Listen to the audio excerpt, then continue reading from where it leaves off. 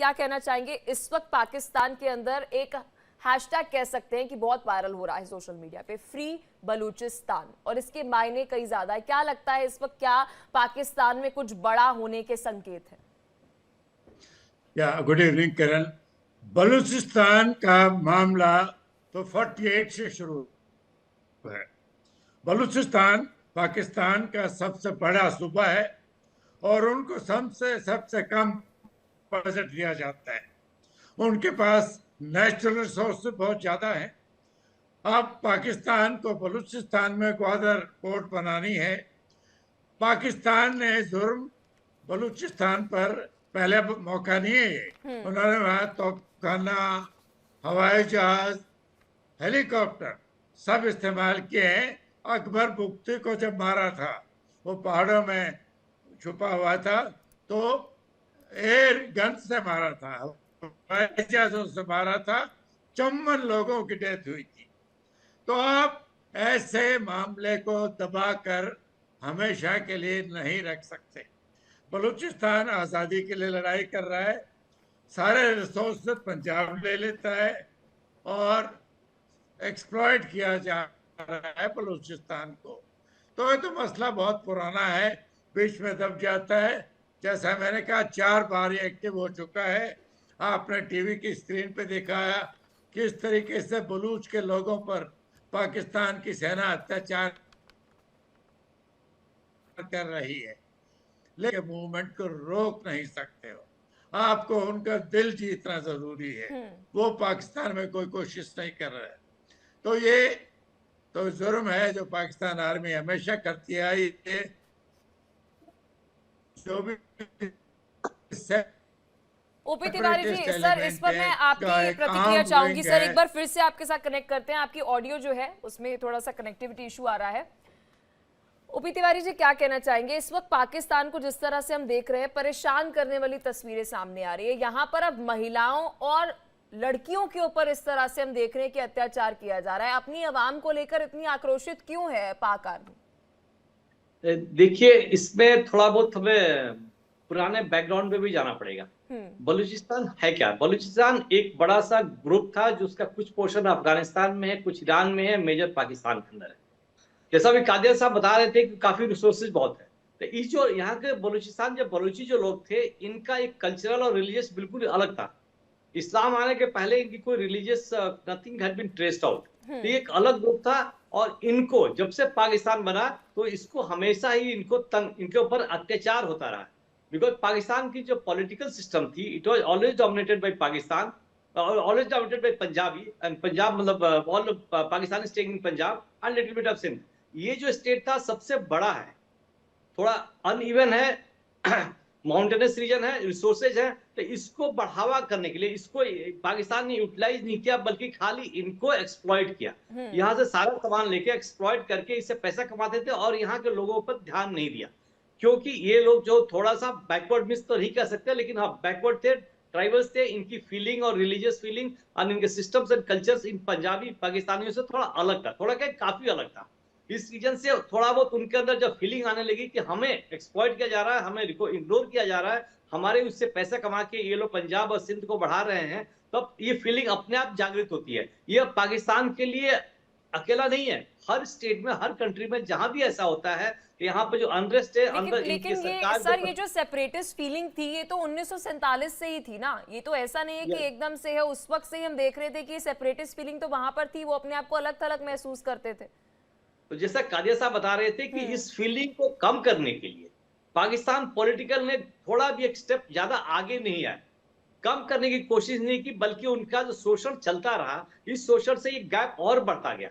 अभी जो उनका दिल जीतने के लिए कादिया साहब पूरी सहमत हूं, जो कह रहे थे बिल्कुल सही बात है, दिल जीतने की बात थी। आप अगर पाकिस्तान एक कदम उनकी तरफ आगे लेता तो उनका डेवलपमेंट होता, तो वहां के लोग बलूचिस और खुश होते। लेकिन ये जब से फ्रीडम, जब से इंडिपेंडेंस हुई 47 से, this area has been ignored totally, spite of giving maximum revenue to Pakistan because of the remote जो इनके पास नेचुरल रिसोर्सेज है, ये इग्नोर हुआ। और ये लीडर्स जो थे, हो सकता है कि मतलब I don't know but political wisdom क्या था, और एक और रीजन था कि पाकिस्तान में कभी पॉलिटिकल स्टेबिलिटी कभी रही नहीं। राइट। वहां पर हमेशा एक मिलिट्री का influence, you can say that military is almost A political party. 75% political is controlled by military itself. तो मिलिट्री में भी जो लीडर थे वहां पर, पर्टिकुलरली पाकिस्तान में जो है मिलिट्री में अपर एचेलॉन और नियर एचेलॉन में बहुत ज्यादा गैप है, बहुत ज्यादा गैप है। और इस गैप में ऑफिसर जो होते हैं अपना, मिलिट्री अपना वहां पर बिजनेस करती है, अपना पैसा कमाती है, तो ये डिस्पैरिटी काफी है उसके अंदर से। तो बलूचिस्तान में भी जो इनके जो कुछ सिस्टम है, मशीनरी या जो फैक्ट्री चल रही थी, इसमें भी पाकिस्तान का इन्फ्लुएंस था, पाकिस्तान मिलिट्री का भी इन्फ्लुएंस था। इस चक्कर में उसको कंट्रोल करने के लिए उन्होंने पहले सोचा, शायद सोचा होगा, अभी भी सोच रहे हैं कि हम दबा सकते हैं, लेकिन दबेंगे कब तक? लेफ्टिनेंट जनरल राज कादियान जी, एक बहुत महत्वपूर्ण सवाल जो है वो मेरे जहन में आ रहा है कि यहाँ पर क्या चीन की परियोजना का जो वर्चस्व बढ़ते हुए नजर आ रहा है, क्या ये भी एक कारण हम मान सकते हैं कि वहां पर एक विद्रोह की लहर जो है उसमें एक और ऊर्जा जो है वह भर दी गई है? जी ओके, किरण जी, जब भी ऐसे अलगाववादी मूवमेंट शुरू होते हैं उसको दो तरफा अप्रोच होती है। पहला, मिलिटेंसी को रोकने के लिए आर्मी की जरूरत पड़ती है। उसके बाद पॉलिटिक्स आती है जो उनसे बातचीत करके उनकी समस्याओं को सुलझाता है। राइट। पाकिस्तान में तो मिलिट्री डिसीजन भी आर्मी लेती है, पॉलिटिकल डिसीजन भी आर्मी लेती है। आर्मी का तो एक ही तरीका है, वो हथियारों का। वो मूवमेंट को कंट्रोल नहीं कर सकते। ये तो बहुत पुराना 75 साल हो गए। कब तक आप जबरदस्ती एक सबसे बड़े सूबे को राइट दबा के बूट के नीचे रोक सकते हैं? आपकी सीपैक वहां पर गुजर रही है, वो कामयाब नहीं होगी। आपकी ग्वादर एयरपोर्ट है, चाइनीज ने इतने पैसे इन्वेस्ट किए हैं, वो खुद नाराज है पाकिस्तान से। तो पाकिस्तान की आर्मी सबसे बड़ी समस्या पाकिस्तान के लिए समस्या भी है, हल भी है। हल इसलिए कि कम से कम पाकिस्तान को इकट्ठा रखा हुआ है, लेकिन उसकी एक हद होती है। बलूचिस्तान सबसे बड़ा हिस्सा है, आप उनको 4% का बजट देते हो, नेशनल डेवलपमेंट कोई होती नहीं, सारे नेचुरल रिसोर्सेज वहां से लेते हो। और पंजाब डोमिनेंट है पाकिस्तान, आर्मी भी और कंट्री भी, पॉलिटिक्स भी। तो ये तो समय का बात है जब पाकिस्तान के टूट जाएगा पाकिस्तान। ऐसा सर क्यों है? क्योंकि जब भी हम इस पर चर्चा करते हैं, जितने भी डिफेंस एक्सपर्ट से चर्चा करते हैं और वहां के हालातों को देखते हैं, तो वो यही बात कहते हैं कि खासा प्रेम जो है वो वहां पर पंजाब प्रांत या पंजाबियों के लिए, पंजाबी मुसलमानियों के लिए जो है वो रहा है। कि वो कारण क्या है? क्या बाकी जो क्षेत्र हैं वो आपके लिए इंपॉर्टेंस नहीं है? क्योंकि है तो आपके मुल्क के ही ना वो क्षेत्र।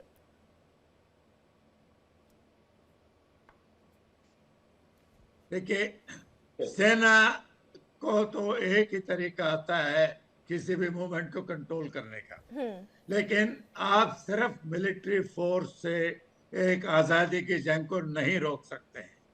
कहीं ना कहीं आपको मरहम लगानी पड़ेगी। वो मरहम लगाने वाले पाकिस्तान में कोई है ही नहीं। पॉलिटिक्स भी आर्मी चलाती है, आर्मी अपना काम तो करती ही है। तो ये दबा के रखे हुए हैं पाकिस्तान को। अगर अभी भी पाकिस्तान से जुड़ा हुआ है, वो दिल से नहीं बल्कि बाय फोर्स उनको जोड़ रखा है, उसकी तो सीमा होती है। कभी ना कभी ऐसा समय आएगा जब पूरी पब्लिक खड़ी हो जाएगी और आर्मी बिल्कुल लाजमी सी बात है कि घड़ा कभी तो भरेगा ही। तो इस पर मैं ओपी तिवारी जी आपकी प्रतिक्रिया चाहूंगी, क्योंकि देखिए यहाँ पर जब हम बात कर रहे हैं बीएलए की, तो इसको लेकर भी कई सारे दावे जो है वो सामने आते हैं कि इनकी ट्रेनिंग जो है वो विदेशी ट्रेनिंग हो रही है। यहाँ पर जो है बाहर भी कोई जो है फोर्सेज है, एक्सटर्नल फोर्सेज है जो इन्हें ट्रेन कर रही है। क्या लगता है यहाँ पर ये भी कोई इन्वॉल्वमेंट है? देखिए, किसी भी कंट्री के अंदर जो टेररिस्ट एक्टिविटीज होती हैं या जो अनरेस्ट होता है, उसमें उनको फंड की जरूरत होती है, ट्रेनिंग की जरूरत होती है। तो बाहर से इन्वॉल्वमेंट तो बहुत ही आवश्यक है इस एक्टिविटी को फ्लरिश करने के लिए। ये आप बिल्कुल सही कह रहे हो, मैं पूरे सहमत हूँ कि without foreign interference, without foreign funding इस तरह की एक्टिविटी लंबे समय तक नहीं चल सकती है, जिस तरीके से हमने सीरिया में देखा है।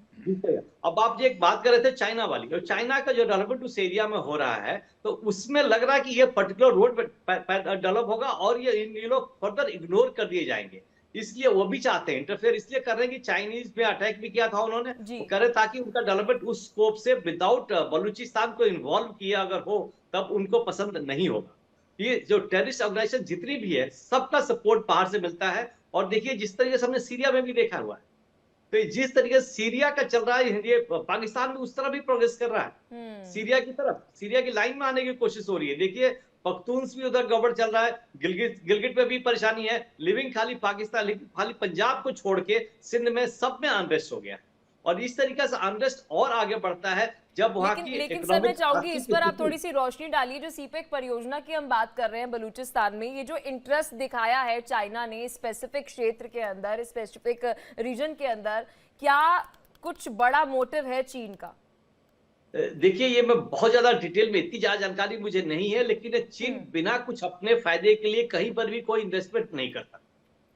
तो बेसिकली पाकिस्तान का था कि इनका चबार पोर्ट डेवलप करने के लिए चीन की हेल्प करे, लेकिन चीन ने इनडायरेक्टली, मैं बिल्कुल बहुत ज्यादा इसके ऊपर मैं कन्वर्जन नहीं हूं, बहुत कुछ पोर्शन ले लिया है। तो हो सकता है कि चीन ये इसी का जो नेचुरल रिसोर्सेज जो ज्यादा है वहां पर उस एरिया को लेना चाहे या किसी रूप में जो डेवलपमेंट कर रहा था उसके बदले में। तो इसमें बलूचिस्तान का ही लॉस होगा लॉन्ग टर्म में।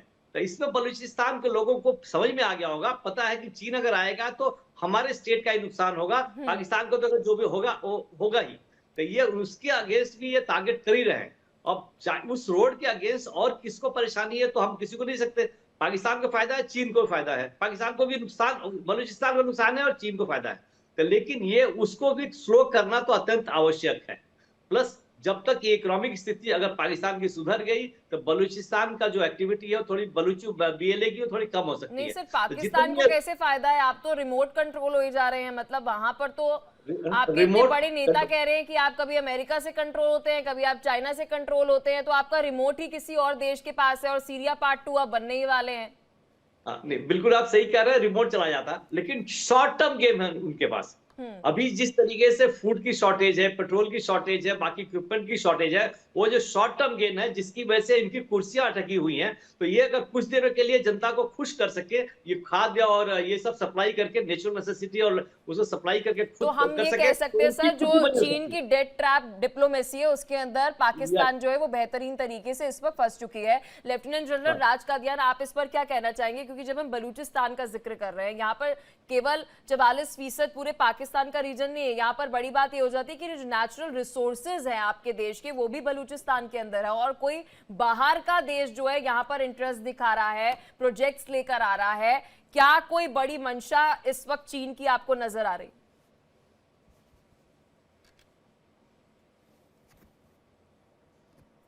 देखिए, अलगाववादी जब ऐसा मूवमेंट होता है उसके मल्टी प्रोंग्ड अप्रोच होनी चाहिए। Number 1 military, politics, psychological, economic. Bharat का इसमें बहुत अनुभव है। हमारे भी नॉर्थ ईस्ट में 47 से ही नागालैंड में फिर मिजोरम में शुरू हुआ था।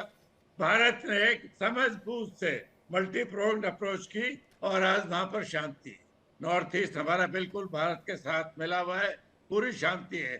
पाकिस्तान में ऐसा कुछ नहीं है सोच विचार, वो तो सिर्फ एक्सप्लॉइट कर रहे हैं। नेचुरल रिसोर्सेज आप जैसे कह रहे हो वहां से लेकर इस्तेमाल पंजाब में किए जा रहे हैं और उन लोगों को सिर्फ दबाया जा रहा है।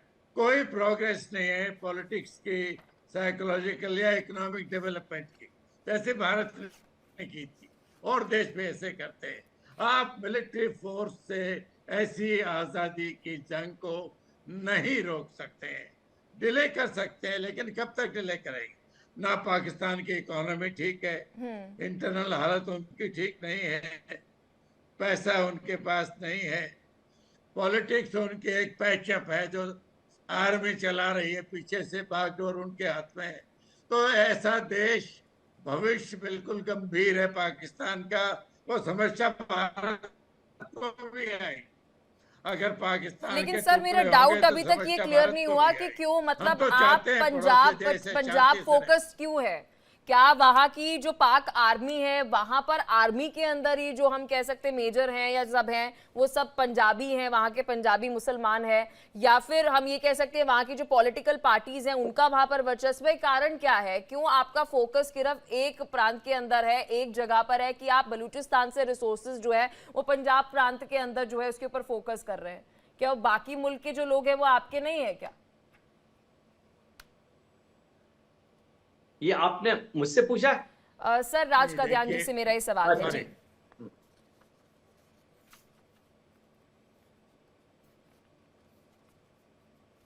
सवाल मेरे से है? जी जी जी सर, जी जी। लेफ्टिनेंट जनरल राज कादियान जी, ये सवाल आपसे था मेरा।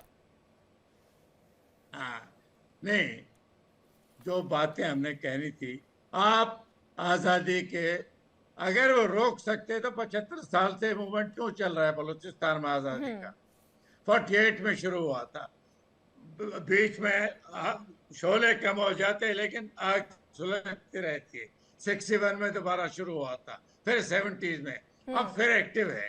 तो कब तक पाकिस्तान की आर्मी सिविलियन को डंडे मार के, जैसा आप दिखा रहे हैं, उनको कंट्रोल कर सकते हैं? ऐसा नहीं हो सकता। आजकल हर इंसान दुनिया से कनेक्टेड है, उसको पता है दुनिया में खुशहाली कैसे है, उसको भी खुशहाली चाहिए। अगर आप उसको सिर्फ एक्सप्लॉइट करेंगे, दबा के रखेंगे, रिसोर्स से लेते रहे, बजट का सिर्फ 4% आप हिस्सा बलूचिस्तान को, जो कि सबसे बड़ा पाकिस्तान का हिस्सा दे रहे हैं, और उनकी मदद पूरी आपको चाहिए। ग्वादर पोर्ट आपके बलूचिस्तान में है, आप सी पैक बलूचिस्तान से गुजर रही है, आपको उनकी कोऑपरेशन की जरूरत है, वो नहीं मिलेगी आप, इसीलिए इसी पैक में डिले हो रही है। चाइना भी पाकिस्तान से नाराज है, चाइना अभी तक पाकिस्तान को बेल आउट करता आया है, उनको हथियार भी देता है, उनको पैसे की मदद भी देता है। पहले सऊदी अरेबिया वगैरह देते थे, वो सोच में ड्राइव हो गया। तो पाकिस्तान तो एक हर तरफ से एक फेल्ड स्टेट है, वो तो एक पैच वर्क उसको मिला के जोड़ा हुआ है, क्योंकि दुनिया के बड़े देश में नहीं जाता है कि पाकिस्तान के टुकड़े। Air marshal OP Tiwari ji, अभी इस वक्त पाकिस्तान की स्थिति को अगर हम समझे, क्योंकि हम देख रहे हैं कि हर तरफ से जो है पाकिस्तान इस वक्त जो है वो ना केवल पॉलिटिकल इंस्टेबिलिटी, इकोनॉमिक इंस्टेबिलिटी, आप अगर सिक्योरिटी पॉइंट ऑफ व्यू से भी बात करें तो यहाँ पर भी इंस्टेबिलिटी जो है, चुनौतियां जो है वो बढ़ती हुई नजर आ रही है। क्या लगता है कि लार्जर पिक्चर क्या आपको नजर आ रही है इस वक्त पाकिस्तान के अंदर? क्या आने वाली जो क्राइसिस है ये और ज्यादा बढ़ते हुए नजर आएंगी? देखिए, इस प्रश्न पर आने से पहले ये आपने प्रश्न पूछा था कि चाइना का क्या इंटरेस्ट है, चाइना ये क्यों कर रहा है, मैं इसको वो थोड़ी लाइट थ्रो करना चाहूंगा। देखिए, चाइना कोई भी डेवलपिंग कंट्री है तो विश्व में वो जगह को अपने आप लेना चाहेगा जहां पर उसके रिसोर्सेज अवेलेबल है, नेचुरल रिसोर्सेज अवेलेबल है। तो इसका दो कारण है चाइना को पाकिस्तान बूस्ट करने के लिए। पहला तो वो रिसोर्सेज सस्ते रेट पे मिल जाए, और प्लस पाकिस्तान को ये थोड़ा बहुत आइटम दे दे जाके वो इंडिया को भी, जो उनकी एडवर्सरी है, इंडिया को भी कंट्रोल कर सके। ये चाइना का मेन एक रीजन तो ये है, इंडिया को कंटेन करना और अपने रिसोर्सेज सस्ते रेट पे लेना। अब दूसरी बात जैसे कर रहे हैं पाकिस्तान में, पाकिस्तान और ये पंजाब की जो है ना, पंजाब में क्यों डोमिनेशन है? देखिए, पाकिस्तान की जब से इंडिपेंडेंट हुआ तो वहां पॉलिटिकल लीडरशिप कभी भी एब्सोल्युटली फ्री नहीं रही, मिलिट्री इन्फ्लुएंस बहुत ज्यादा रहा है। जो अपने एक बढ़िया, जो भुट्टो साहब अच्छा काम करे तो उनको भी मार दिया गया। ये हमेशा ये हर 5 साल 10 साल के बाद से ये लेकिन सर अगर मिलिट्री भी इन्फ्लुएंस रही है, उनका वर्चस्व ज्यादा रहा है, तो मिलिट्री भी तो अपने देश के हित में सोचती है ना। तो मैडम आ रहा हूं, तो फीलिंग जो लोगों के प्रति होती है या पॉलिटिकल लीडर्स को होती है, बिकॉज वो जमीन से पैदा हुए होते हैं, उनका अटैचमेंट होता है। They have got the feeling कि हमें लोगों के लिए क्या करना क्या नहीं करना। मिलिट्री का टारगेट यही होता है कि देश के जो दुश्मन है उनको मारना है। तो जिस काम के लिए आप ट्रेंड हुए हो वो काम करके नहीं, आप दूसरा काम अगर करोगे तो आपकी ट्रेनिंग का इन्फ्लुएंस तो इसमें आएगा ही। आपके मिलिट्री लीडर में तो ये ताकत आ जाती है सत्य कि हम ताकत से हमने पॉलिटिकल कब्जा कर लिया तो हम किसी को भी दबा सकते हैं। कादिया साहब इसका मेंशन करे थे, हम किसी को भी दबा सकते हैं। अगर ये पॉलिटिकल स्टेबिलिटी भी पाकिस्तान में 10 साल तक रही होती तो ये झंझट नहीं आती, लोगों के प्रति फीलिंग होती और थोड़ा बहुत डेवलपमेंट अवश्य हुआ होता। लेकिन रेगुलर रिजेक्ट करना, हमेशा इग्नोर करना एक इम्पैक्ट लाया है। अब जो पाकिस्तान की आप जो क्वेश्चन मेरे से पूछा था उससे बताना चाहूंगा पाकिस्तान की हालत क्या होने वाली। देखिए पाकिस्तान की जो इकोनॉमिक स्थिति थी 1961-62 तक अच्छे थे, बहुत इंडिया से बहुत पीछे नहीं थे, अपने साइज के अनुसार ठीक थे। उसके बाद से इनका सडन डिटोरेशन शुरू हुआ है, प्रोडक्शन खत्म हो गया, मशीनरी ठंडी वो पड़ गई, एक्सपोर्ट्स इनके ऑलमोस्ट खत्म हो गए हैं, तो रेवेन्यू जो अर्न करने का तो साधन इनका सब खत्म हो गया। इनका मेन 71 वॉर के बाद इनका मेन फोकस रहा है इंडिया को परेशान करना, और ये मिलिट्री जो है वन माइंड काम करती है। मैं कुछ एंटी मिलिट्री नहीं करना चाहूंगा, लेकिन जो ट्रेनिंग है जो टास्क है वो करना चाहते हैं। इस तरीके से हालत खराब होती थी, पर्टिकुलरली जब से ये नकली नोट आने बंद हो गए पाकिस्तान से, तो पाकिस्तान की हालत और खराब हो गई। पहले क्या होता था, वहां से नकली नोट आते थे, यहाँ से असली नोट आते थे, वो बैलेंस ऑफ पेमेंट में उनका हेल्प करता था, इकोनॉमिक स्थिति और खराब हो गई।